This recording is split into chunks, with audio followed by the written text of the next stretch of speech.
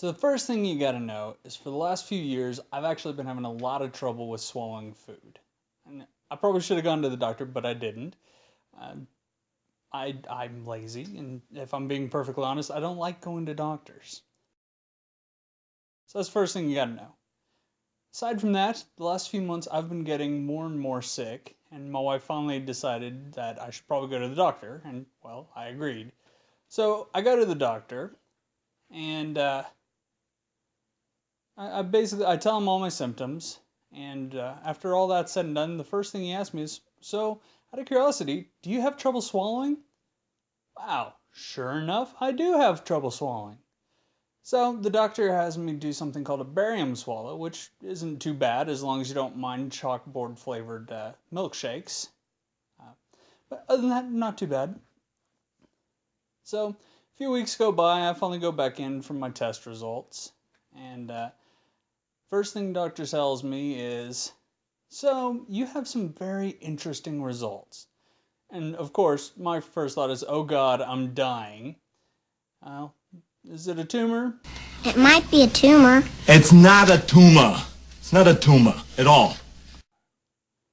So it turns out it's something called a Bezoar. Now, the only time I've ever heard of that is, well, Harry Potter. A bezoar is a stone taken from the stomach of a goat, and it will save you from most poisons. Yeah, so going into this, the only knowledge I have about it is a stone that comes out of a goat's stomach that is a cure-all for all poisons. Well, apparently that's not actually what it is.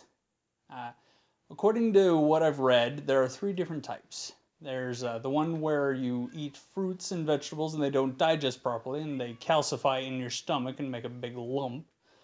The next one, which is probably more likely, is that the medicines that I'm taking aren't dissolving properly, which is more than likely what it is.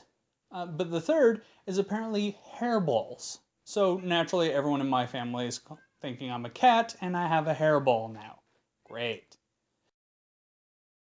So anyway, the doctor now tells me that I have to go see a specialist. They're going to shove a tube down my throat so that they can figure out which type it is.